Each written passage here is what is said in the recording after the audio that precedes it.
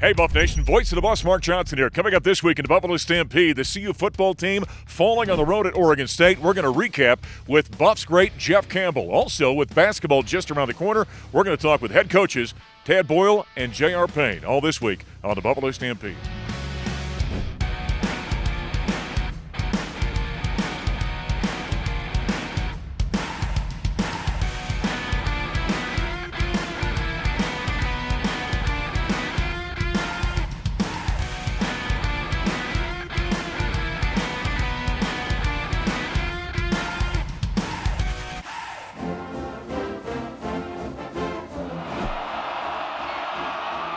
Straight ahead. Stacks, is he in? Waiting for the signal. And it is touchdown. Well, that was a lone touchdown of the ball game, with the Buffaloes fall 42-9 here in Corvallis, Oregon, and drop to 1-6 in the season. Hi, everybody. Welcome to Buffalo Stampede. Voice of the Buffs, Mark Johnson. Jeff "Soup" Campbell was working on the Colorado Football Network with us here ttonight as the Buffaloes get rolled, though, by the Beavers at Reister Stadium. Well, it was competitive early, and then things got away from Colorado. What were your thoughts on this one? Yeah, I just think that we're lacking a bunch of details. We got to clean up the details. We got to clean up the defense. We got to be able to get a little bit more penetration from their defensive line into the backfield. Offensively, we just didn't seem to ever get into sync. We finally got into a rhythm late in the game, but that is just something we need to do earlier. Yep, J.T. Shrout got the start in this one. First time this season really had a full lead up to a ball game, with Owen McCown getting dinged up last week against Cal. So he got the start here tonight. Ends up playing okay at times. I mean, threw a couple of interceptions, one of them a pick six. What was your evaluation of JT? Yeah, I thought he was rushing things early. I don't think he was being patient enough with letting the plays kind of develop. But, you know, he had time. His offensive line did a nice job. I think he made a couple of bad reads. But you know what? He came back later in the game. He started making some good throws. So let's clean up what he was doing early, get him to relax a little bit sooner, and hopefully he'll play next game like he did the back half of this game. You know, there are times in a ball game, I don't care what sport you're talking about, where there's a rhythm. Jeff talked about a rhythm on the offensive end. That kind of permeates to everybody on that side of the ball, doesn't it? And we didn't see that early on. What happens? How do you get a team into a rhythm? You know, getting into a rhythm is something that just needs to happen. Once you get comfortable with that, the offense starts to kind of gel. They start to understand and feel it. They stop thinking. They start just reacting to things. And once that happens, then you can start making the move to be a better offense. Right now, they're thinking too much. They're playing a little stiff. They look a little bit slow, and that's where they need to get moving. You know, where the quarterback didn't get helped out was from the receiving corps. I want to talk about that in just a moment, since we got a former NFL receiver here standing with us. But afterward, we did hear from head coach Mike Sanford. Presented by Coors Light. Coors Light, mountain cold refreshment made to chill. Celebrate responsibly. You know, I just got done addressing the team, and you know, first off, you know, hats off. Oregon State's a very good football team. Knew that coming in. You know, I think they're the upper echelon of the Pac-12 conference, and what you learn, you know, as a team in games like this, we had our opportunities, but the margin is so small. And the margin of giving yourself an opportunity to win, as we know, is small. And some of those things obviously caught up to us. But you know, once again, hats off to Oregon State. We look forward to having an opportunity, you know, to take a lot of the fight that we saw throughout the four quarters of football. I saw a lot of examples of fight as we were a little dinged up and banged up. Guys were fighting and continuing to, you know, find some fun in the game of football, even in the fourth quarter, and you know, the huddle offensively as we move the ball. You know, I was really proud of how the offense continued to respond. We just got to take care of the football, and obviously the outcome and the score of the game would be drastically different. There was a head coach after the Buffaloes fall 42-9 here in Corvallis, the Oregon State Beavers. We continue with Jeff Campbell. You played this position. The receivers early on didn't help JT out. He had some big drops out there by some of his receivers. He did, and you know, they were drops in crucial situations. They were drops that were going to be in the red zone for them. We had two drops in the 30-yard line. We had another one in the end zone. Yep. You know, those are things that they have got to clean up. Those receivers need to understand, when you are in the red zone, you don't need to worry about catching and turning upfield and get in there. If you have the opportunity, great. Bottom line is, you got to catch the football. Yeah, and that's one thing we talked about on the radio broadcast. In fact, at one point, maybe some of those drops weren't right here in front of you, but as you've talked about it, in your position, you've got to make plays at different times, even though they're not perfect. Yeah, you are helping the quarterback out. That quarterback is not going to put it between your numbers every single time. You're going to have to stretch out. You're going to have to dive. You're going to have to make a play for that team. Yeah. And a lot of that time just means that, hey, it's a crucial situation. I know I need to catch the football.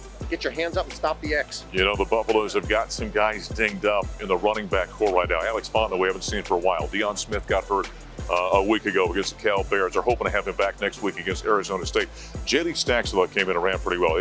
8 carries, 50 yards, and a touchdown. He really did. You know, he's not a guy that's going to give you breakaway speed. He's going to pound the ball at you. He's not going to make a lot of moves and shifty stuff, but he's a guy that can make a difference. He's that guy where if you have a first down play, you get first down and 6 and you got 4 left, give it to him, let him do it. But we've got to get first downs to put him in position to make those first downs. How'd you think, Van Wells, by the way, the center, young center for the Buffaloes, who's a very good player, got rolled up on. He had to come out. Overall, the offensive line was solid at times. I thought that they looked okay. I think that they were okay. You know, they've got some work to do. So they shifted on the defensive line a lot, which caused some confusion, but they'll get that cleaned up. Buffaloes end up falling 42-9 here in Corvallis. We'll take a break in a Stampede. Come back and continue to break this one down after the Buffs fall to the Beavers.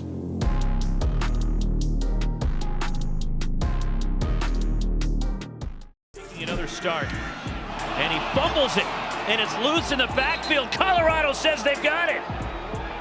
Terrence Lang in the backfield for the Buffs, and he's got it. Well, there were a couple of early fumbles in this ball game. That's one recovered by the Buffaloes. Now they didn't do anything with it. Ended up going 3 and out, but they end up losing 42-9 here in Corvallis. We continue with Soup Campbell, defensive side of the ball. They gave up some big numbers today in this game. Boy, they were the stretch play for Oregon State worked all night long. They were taking care of our defensive ends. They were taking care of our defensive tackles. We have got to have better linebacker play.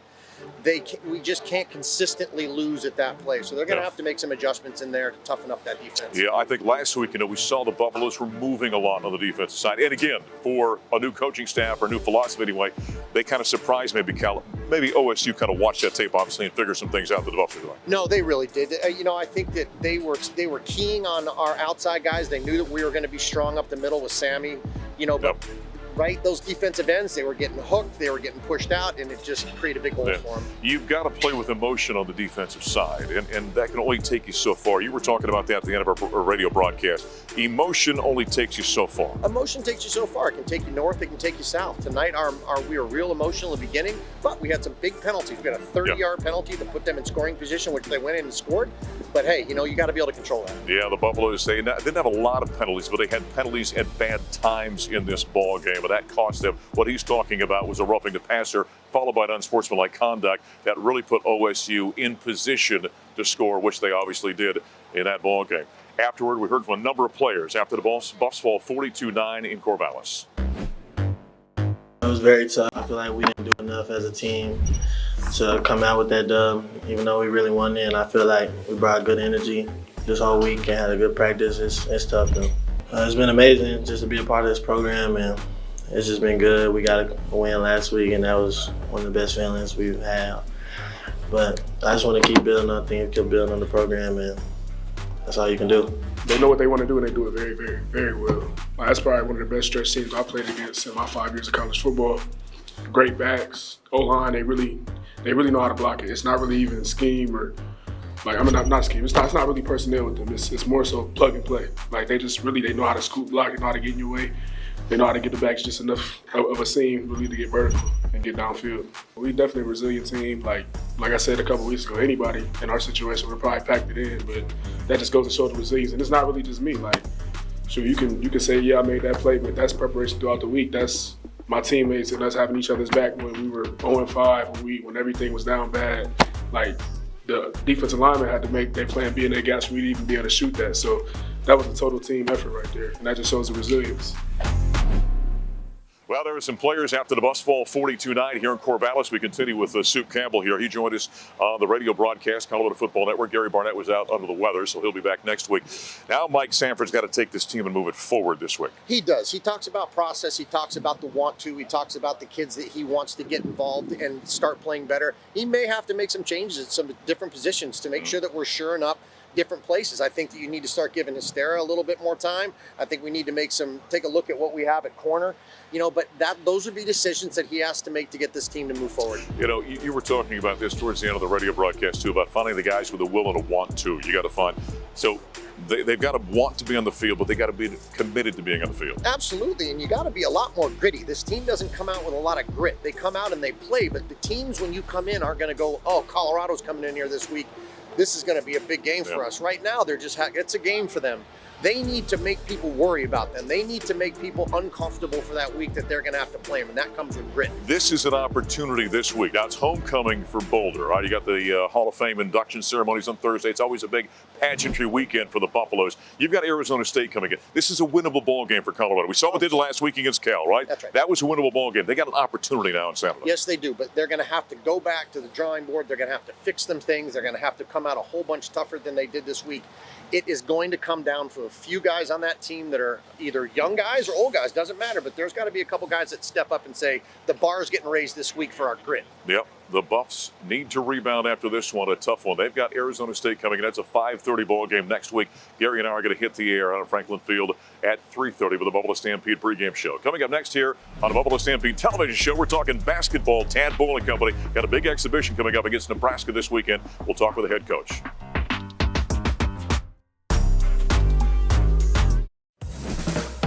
Ready for some food tonight? Let's go Buffs, go Buffs. KJ Simpson in the house. What's up, boy? Let's do this. All right, we're here at Peckish Wings on the Hill doing random acts of kindness. Sponsored by Anthem, Blue Cross, and Blue Shield. The line is kind of getting long. It's a great opportunity to buy our students at CU wings. Yeah, thank you so much. Yes. Yeah, absolutely. No, this is what it's all about. Order for Austin. Oh, I need one of these at the crib. Yo, order for Nick. Order for Nick downstairs. The great thing about being a CU student is you get to be a participant in the men's basketball program. Hi, everybody. Welcome to Buffalo Stampede. Voice of the Boss, Mark Johnson, Tad Boyle. We don't ever mic him up. Why don't we mic you up? I don't know. I don't have anything fun to say. It's better to mic up my assistants. Yeah, I find that hard to believe. When you have it mic'd up out there, are you cognizant of it? Not always. No, I mean maybe at the beginning, but then as the game goes on or practice goes on, you forget. And just got to make sure somebody's got the beep on the button. Yeah, that's what he hears from his mom and his wife afterward. That's right. All right, about a week and a half, 2 weeks into practice. Give us a little temperature gauge. I like this team. Fun guys to coach, fun to be around, great energy. We've had as many energetic practices, in the first week and a half as we've had since we've been here. So really like the makeup of this team. We're not quite as deep on the front line as we've been in maybe years past, but a lot of pieces that we just got to kind of put a jigsaw puzzle together and figure out how to win games this year. I was talking with KJ Simpson the other day at Media Day event, and I asked him kind of about the squad. He said, it's kind of the same thing you did. Maybe not as deep up front, but he said, I think we're faster and quicker. We are. We're faster. We're quicker. I think we get a chance to be a really good shooting team. We got multiple guys that can make threes and stretch the defense. And Tristan Da Silva, I think, is going to have a breakout year. With Jabari leaving to go to the NBA, he's a guy that's going to be playing heavy minutes. KJ's going to get a lot of guys that have to step up into new roles this year, but they're fully capable. There's no doubt. And we're going to need some of our new guys that we signed to step in and give us minutes as well. You talk about Tristan. I'm an enormous Tristan fan. I think he's such a skilled player, and maybe deferred last year to Jabari. Do you encourage that in? Do you have a conversation with him about that? Absolutely. Yeah, we want him to be more aggressive. Doesn't mean he has to shoot it every time, but he can be a great facilitator in our offense because he's a great passer. He's got a good feel for the game. He's smart. He can play multiple positions. Tristan's going to be a real key to this year's team. So as the Buffs get ready for the upcoming season, by the way, they tip it off November 7th against UC Riverside. Recently, they got together with some former military guys for a thing called the program. Powered by Ford. Cars, trucks, and SUVs built for America. Built Ford proud. A warrior is going to view this liquid as a challenge, attack, and start figuring out ways to overcome adversity. That's it. The sooner you start focusing on the warrior to your left and the warrior to your right, the sooner you stop focusing on the 13-foot bottom of that pool. We need to start developing an attack mindset, and we need to make sure that we're getting it done like warriors. Either I gave it everything I had. I attacked at 100% and have zero regrets. Or could have pushed a little harder, dug a little deeper. Push off, great water. Time stops for no one. We need to make sure we're taking advantage of the opportunities that are in front of us, and we're attacking everything we do. We're here to see you attack. We want to see you grow as a team, as an organization. We need to make sure that we're getting comfortable, setting the example, holding our teammates accountable, demanding from them, communicating the things that we picked up that we know we need to improve upon, and then trusting that our teammates are going to help us do that. Hey, family on three. 1, 2, 3, family. Some great leadership skills there being learned by the Colorado Buffaloes. You know, I saw the players. I didn't see you taking part out there physically. Yeah, well, I was going to get in the pool, but I decided not to. No, the coaches actually, we are pretty silent. I stepped in one time in the day and a half that they were here and said a few words, but really it's their show. We're there to kind of take notes, observe, and watch. But players got a lot out of it. Really, the impetus behind that was the fact that we need to have leadership this year. Obviously, we're losing Evan Batty, a guy that's been very important to us in years past. And so through shared adversity, you find out who really wants to open their mouth and be a great teammate and help get the mission accomplished. And that's really what the military is all about. It's about accomplishing the mission. Guess what? That's what sports teams are about, accomplishing the mission, which for us is winning basketball games. Right. Yeah, awful impressive stuff. Hey, KJ Simpson, there's a young guy that comes in here with a great deal of hoopla, if you will, coming into this program. Last year he had a chance to play, to get his feet wet. You expect a lot out of him this year, don't you? We really do. Yeah, he's going to be an important piece, much like we talked about Tristan. KJ is a guy who's explosive, he's dynamic, he is an aggressive basketball player, both offensively and defensively, and he's going to have a breakout year as well. The biggest thing we've talked about with KJ is with the ball in his hands, he's just got to limit his turnovers because he had a propensity to turn the ball over a little bit last year. He's going to have some because he's so aggressive with it, but just needs to make smarter decisions, and when he does that and he figures that out, he's going to be an all Pac-12 level player. One thing we know about the Buffaloes, they're going to defend a rebound. Okay, you lose the leading rebounder in the Pac-12. Yes. Where does that? Who picks that ball up? Well, a little bit by committee. I mean, we'll see. I mean, we're charting it in practice every day. We just had a scrimmage the other day in practice. Lawson Lovering led us in rebounding, and so I think he can get rebounds. We know Tristan can up his game. Our guards, KJ, Julian Hammond, Neat Clifford, you name it, Luke O'Brien. We got a bunch of guys that need to up their game on the rebounding, but there's not one guy I think that's going to do it alone. Boy, it's going to be here before we know it. Too soon for this guy, I can guarantee you that. He needs some more practice, some more work on this young team. November 7th, UC Riverside, and then an exhibition game, by the way, October 30th against the Nebraska Cornhuskers. Head coach Tad Boyle. Coming up next, we're talking women's basketball with head coach J.R. Payne.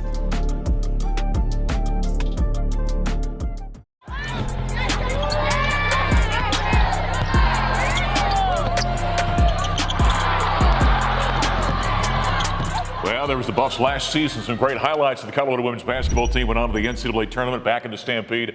Voice of the Buffs, Mark Johnson, head coach J.R. Payne. You just missed it. She just kicked my tail in a free throw shooting contest here in the weight room. It was not even close. You know. All right, you're a couple weeks into practice right now. Give us the temperature of what you think so far. Yeah, we feel pretty good. Yeah. I think coming off last year's great season, we felt great about where we were. We also had this sort of taste left in our mouth that we still didn't finish the way we wanted to. Sure. So we've had a great summer of training, great summer of, recruiting. We have new players. We have a lot of veterans. We feel good about where we are. I would think a year like last year, that's part of that mental building process for a team, isn't it? Okay, we got to this level. Now we take the next step, Now what's right? next? Yeah. Yes, always what's next. Right. Even day to day where I told the players the other day, we can't stay in the same place too long. So we have a great practice. Great. What's next? Tomorrow needs to be even better. Next day, even better. So we're kind of in that mindset of just continually striving to figure out how we can be better each day. Did you sense the hunger in that team? That they, okay, we got a taste, now we want more? Yes, definitely. And I think graduating a couple of really, really important pieces has the veterans that are back with an even hungrier taste to kind of prove we can do this even more than we did the year before. Yeah, we just talked to Tad. We talk about losing leadership in a guy like Stampede. You've got the same situation there. Yeah. You don't replace those people, right? Yeah, and I always think when you graduate really great players and great leaders, there's not one single person that's going to replace them. You can't just ask one kid to step in and fill that, but have more so a team effort. And so we've really been relying on a multitude of players within our program to have that leadership. Yeah. Is that something you have to encourage, or does it happen, innately? Yeah, I don't know. I think some players are naturally leaders. They're naturally louder, more vocal kids. Some that end up being your best leaders are not naturally wired that way. So we've been really encouraging our 2 point guards, who are really good players, all conference type people, but they're naturally quiet. So we're trying to get them more vocal. I want to talk more about those point guards in just a moment. One of the great things coaches get to do every once in a while is award a scholarship, and JR just did to Sophie Gerber. Powered by Ford, cars, trucks, and SUVs built for America, built Ford proud. It's a great day to be a Buff. And as Sophie has taught us, ever since Sophie got here, she has taught us that every day is a great day to be a Buff. But today is especially a great day to be a Buff for Sophie Gerber because she has earned a full scholarship.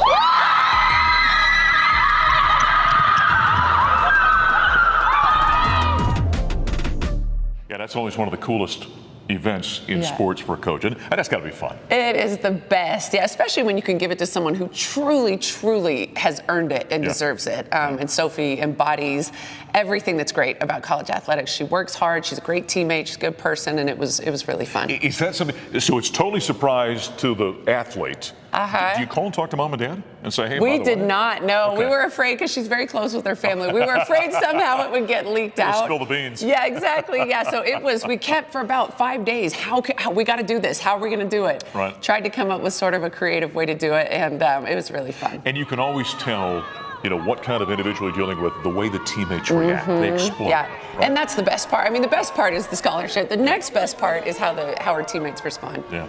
All right.